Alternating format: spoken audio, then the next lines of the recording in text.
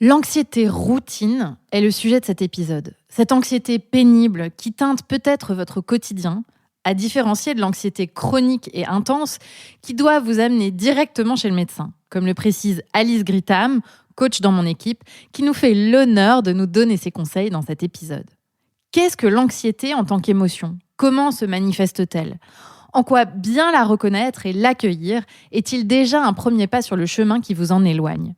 Forte de son expérience et de ses recherches, Alice vous partage sa vision de l'anxiété et 5 grands types de causes qui peuvent l'expliquer. Bienvenue sur Femmes ambitieuses, le premier podcast sur le leadership pensé par une femme et pour les femmes. Je suis Jenny Chamas, chef d'entreprise et master coach certifiée. Ma mission ici est de vous aider à vivre votre carrière sans barrière, avec des outils pour affirmer votre leadership, gagner en confiance, en performance et en bien-être. Pas à pas, nous contribuons, vous et moi, à un monde de l'entreprise et une société plus paritaire. Vous écoutez l'épisode 281 et aujourd'hui, Alice Gritham vous parle d'anxiété. C'est cette boule au ventre, cette gorge sèche, cette compression dans la poitrine qui vous accompagne 30 minutes, 2 heures, parfois même toute la journée et qui vous maintient éveillé la nuit. Certains parlent d'angoisse, d'autres de stress. Pourtant, nous verrons ensemble l'importance de la nommer anxiété. Enfin, cette émotion est l'un des premiers motifs de consultation chez les professionnels de la santé mentale et même chez les médecins généralistes. Et pour cause, lorsqu'elle est chronique, elle peut avoir un réel impact sur notre fonctionnement, notre bien-être et au-delà, notre santé mentale, émotionnelle et physique. Aussi, je ne vous conseillerai jamais assez, quand c'est le cas, de consulter votre médecin traitant qui saura vous orienter vers des spécialistes, si nécessaire. L'anxiété dont nous allons parler dans cet épisode n'est pas source de souffrance. Elle peut être pénible, voire très pénible, comme un caillou dans la chaussure. Mais en aucun cas, elle ne doit vous empêcher de marcher. Ok ? Si l'immobilité n'est pas votre cas, alors suivez-moi. Bonjour à toutes, quel plaisir de vous retrouver une nouvelle fois ici pour aborder un sujet que peut-être, comme moi, vous connaissez bien, voire un peu trop bien. Je ne vais pas vous le cacher, je suis une grande anxieuse, ou plutôt je l'étais. Car les découvertes et les outils que j'ai pu acquérir au fil des années sur le sujet et que je vais partager avec vous aujourd'hui m'ont aidé à pleinement jouir de la vie, de ma vie. Et c'est important pour moi de vous le dire, car il n'y a aucun mal à vivre une émotion. Aucune honte à avoir d'être stressée, angoissée, anxieuse. Et ça, c'est un premier cadeau que je vous invite à vous faire maintenant. Celui de vous donner l'autorisation, s'il vous la fallait, d'être humaine et donc de ressentir parfois de l'anxiété. Parce que l'anxiété n'est ni plus ni moins qu'une émotion, comme le débordement dont vous a parlé Jenny et la frustration qu'adressera Virginie dans le prochain épisode dédié aux émotions sur lesquelles nous coachons fréquemment nos clientes. Alors certes, l'anxiété n'est vraiment pas agréable, c'est le moins qu'on puisse dire. Du reste, c'est son but, comme nous le verrons juste après. Il n'empêche que ce n'est pas une tare et que vouloir l'étouffer ne fait que l'exacerber. Nous y reviendrons également. Pour commencer, de quoi parle-t-on quand on parle d'anxiété ? Cette émotion, c'est quoi au juste ? Sans surprise, l'anxiété est donc une émotion, c'est-à-dire une réaction psychologique et physiologique à un stimulus perçu. Elle se manifeste par des sentiments de peur, de nervosité ou d'inquiétude. Elle peut être déclenchée par des situations spécifiques ou apparaître sans cause apparente. Les symptômes de l'anxiété peuvent être à la fois physiques et psychologiques. Allez, je vais vous citer les plus courants.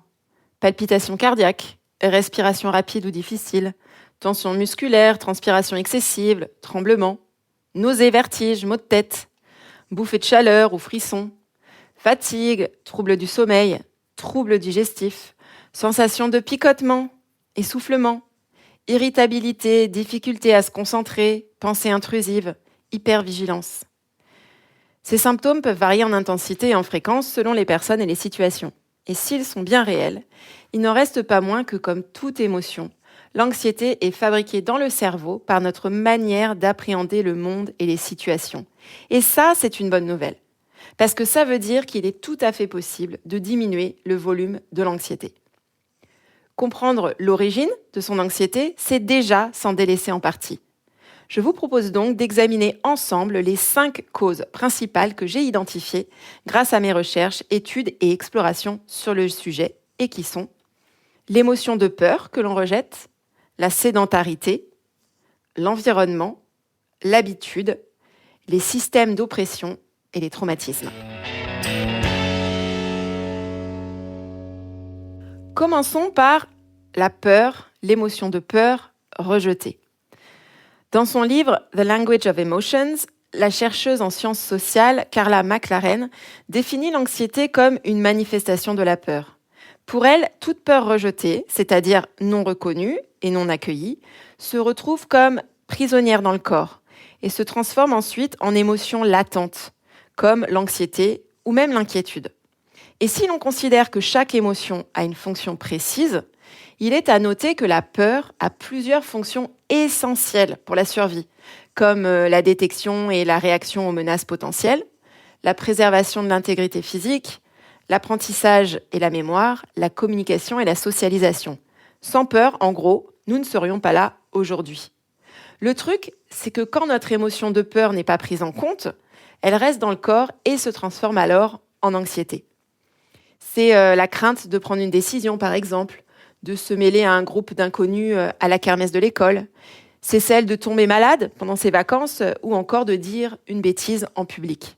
Ces appréhensions, je crois que vous serez d'accord avec moi, sont stériles, puisqu'elles ne nous aident pas en réalité à prendre une décision réfléchie, à aborder un parent à la kermesse, à bien préparer ses vacances, à réussir sa prise de parole. Au contraire, elles perturbent nos vies, notre bien-être.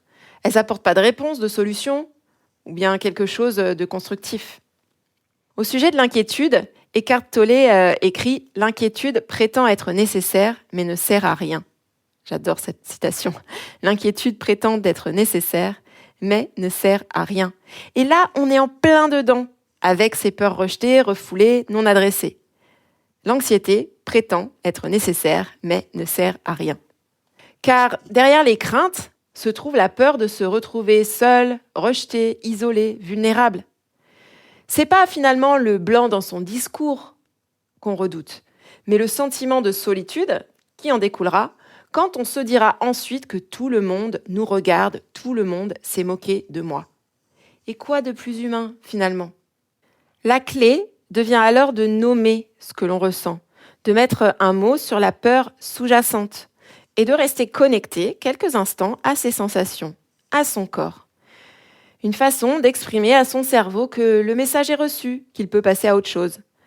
Ça ressemble à anxiété. Je ressens de l'anxiété. C'est de l'anxiété. Dans ma gorge, dans ma poitrine, dans mon ventre. C'est OK. C'est de l'anxiété. C'est quand on cherche à fuir son émotion qu'elle prend des proportions encore plus importantes, débouchant même parfois sur des crises d'angoisse, de panique, que vous avez peut-être déjà vécues. Anxiété. Ceci est de l'anxiété. C'est OK. C'est juste de l'anxiété. Deuxième cause de l'émotion d'anxiété, c'est la sédentarité. Et pourtant, je ne suis pas une grande sportive.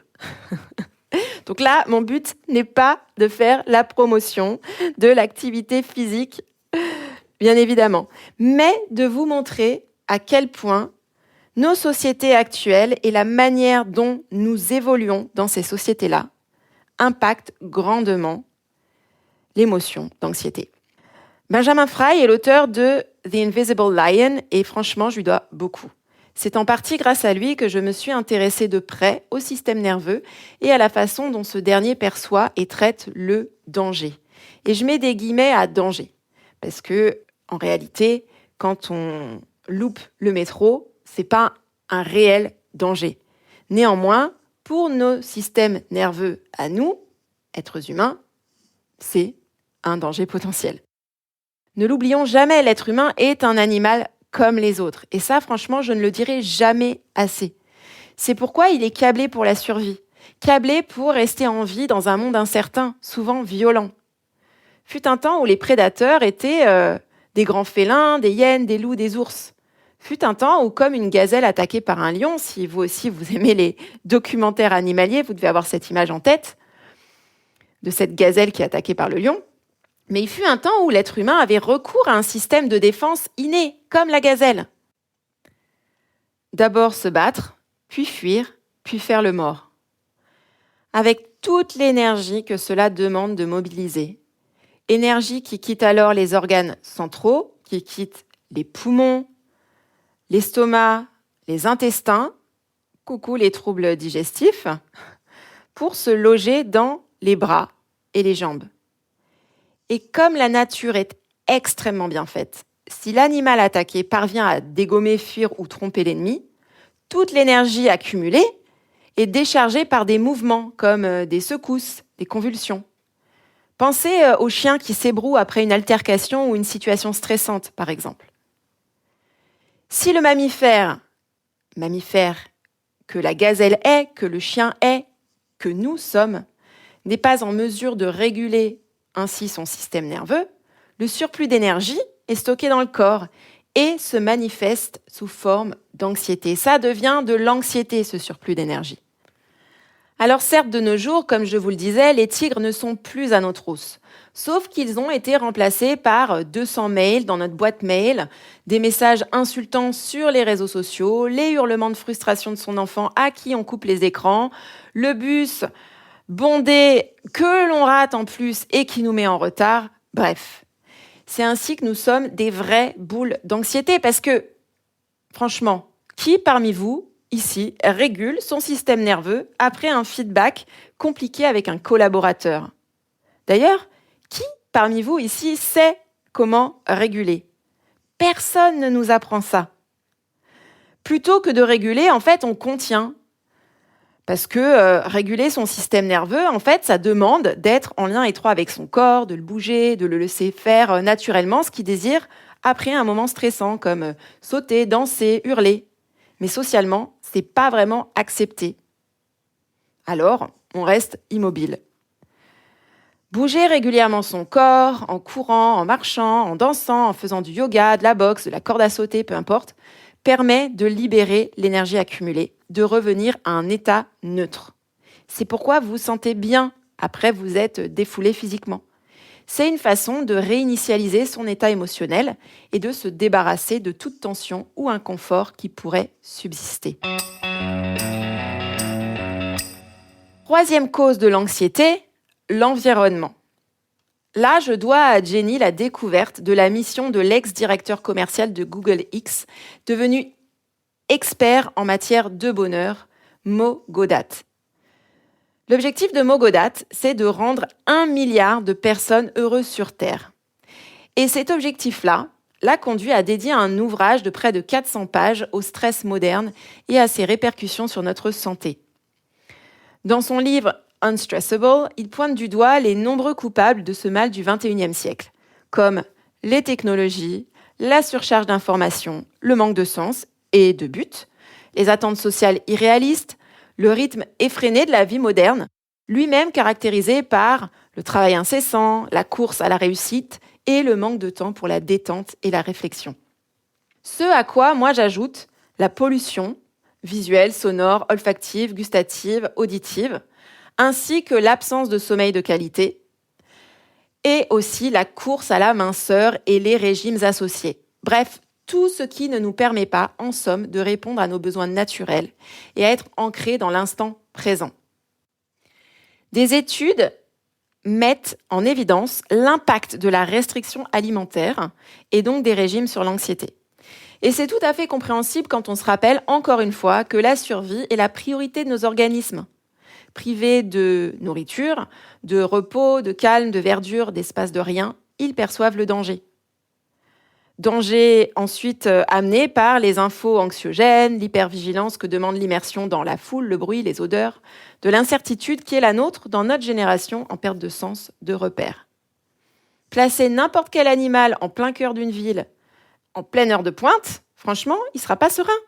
L'être humain, je le répète, est un animal.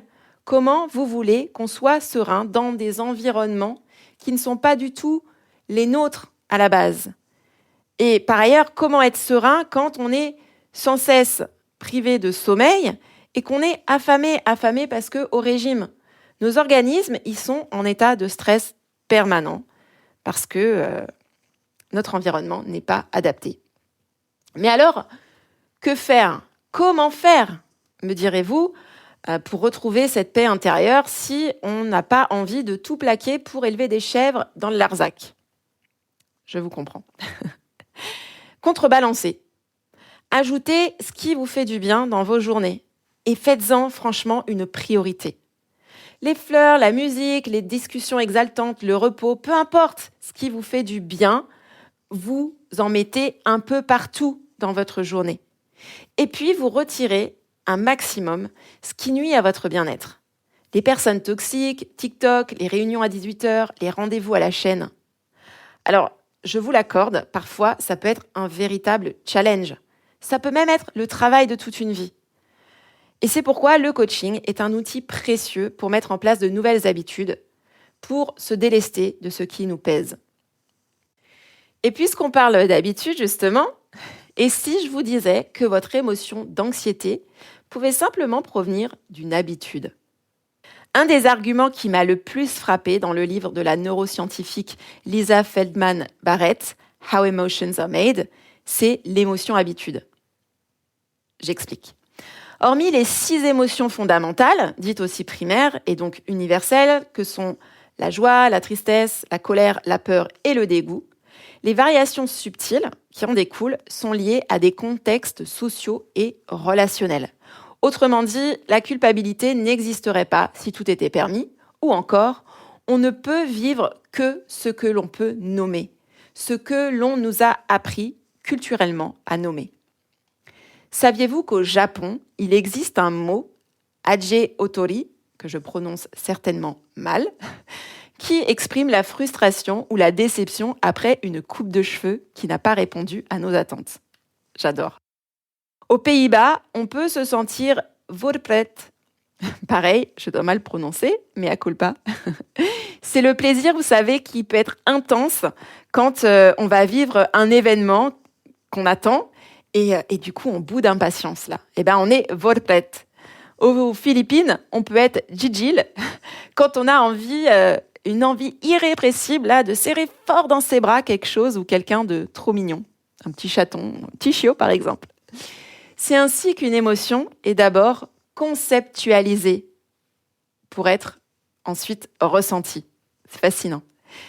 Donc, si la boule au ventre qui vous accompagne le matin au travail est de l'anxiété et non de l'excitation, c'est parce que vous avez mis le mot anxiété dessus. Parce qu'une personne vous a appris l'existence même de l'anxiété en tant qu'émotion et que vous avez associé vos conversations avec votre collègue, par exemple, comme quelque chose de désagréable. Pire, chaque fois que vous voyez cette collègue, il est fort à parier que désormais, vous vous dites des choses comme « Qu'est-ce qu'elle va encore me sortir comme excuse? Oh là là, ça va être à moi de tout gérer. Franchement, j'en ai marre qu'elle me parle comme ça. » Et que donc, vous n'ayez même plus besoin d'avoir une interaction avec cette personne pour que la boule au ventre apparaisse. Rien que son nom vous donne la nausée. Votre cerveau a associé Jacqueline à « Oh là là, c'est encore moi qui vais tout gérer », à désagréable et donc à anxiété. Votre cerveau, il a même inclus votre espace, votre lieu de travail tout entier dans ce qu'il redoute. Et donc, aller au travail est devenu un supplice. Produire de l'anxiété quand il est question de votre boulot est devenu courant, familier, habituel. Heureusement, il est possible de changer ses habitudes. Charles Duhigg en parle très bien dans son livre The Power of Habit, paru en 2013. Une habitude est composée de 3 éléments. Un indice, une routine, une récompense.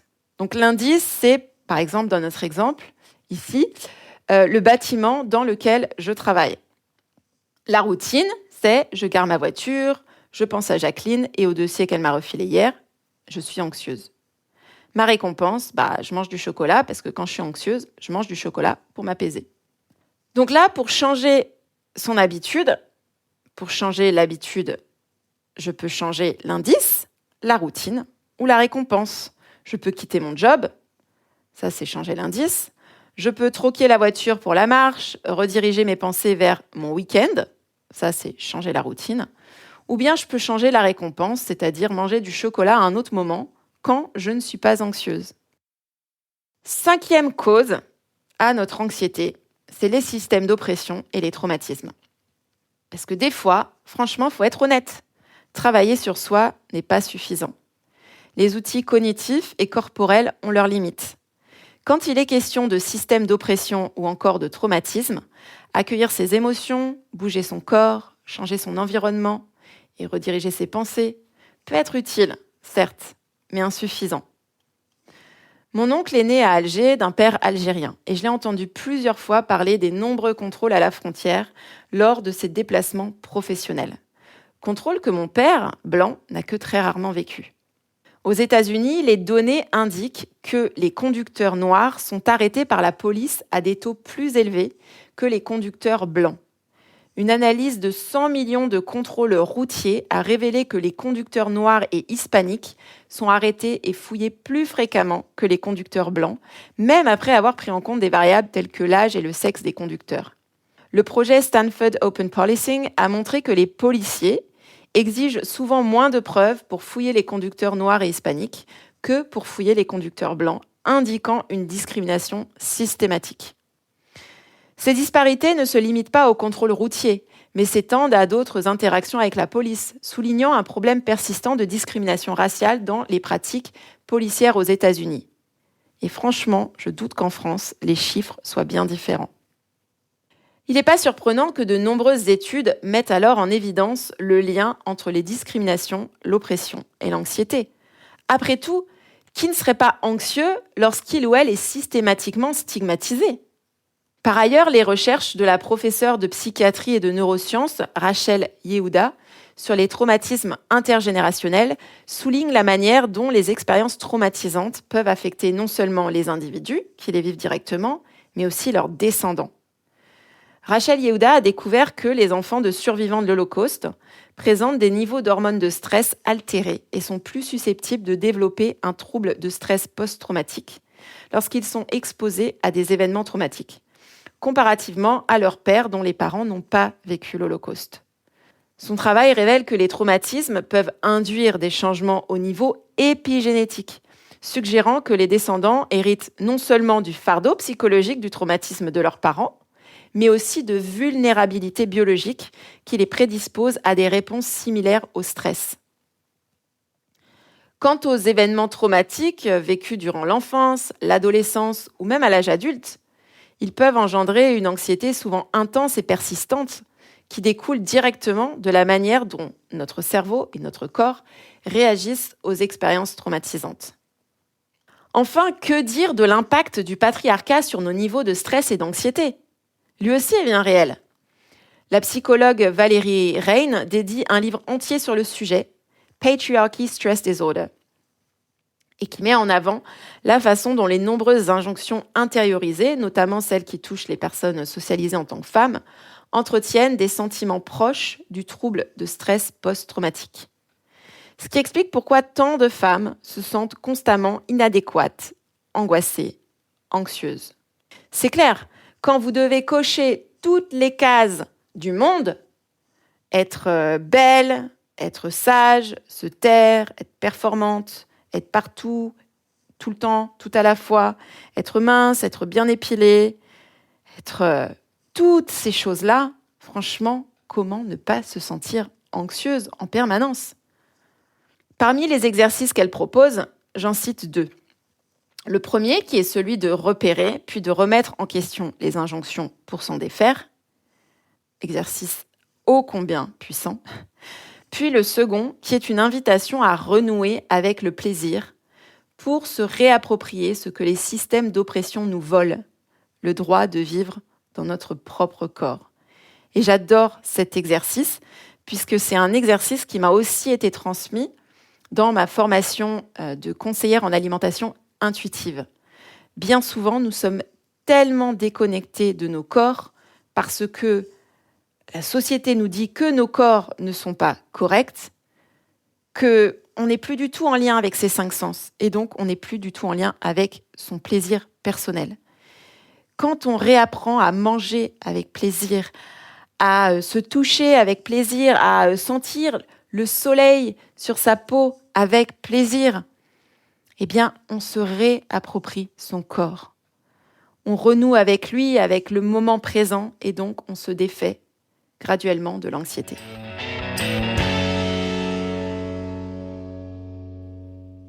Enfin, je ne peux clore cet épisode sans évoquer l'autocompassion et les travaux de Kristin Neff, l'une des principales expertes sur le sujet. L'autocompassion comme arme secrète, c'est ce que je vous propose d'explorer dans la dernière partie de ce podcast. Les recherches de Kristin Neff ont révélé que l'autocompassion est associée à des niveaux réduits d'anxiété et de dépression, ainsi qu'à une diminution de la rumination, du perfectionnisme et de la peur de l'échec.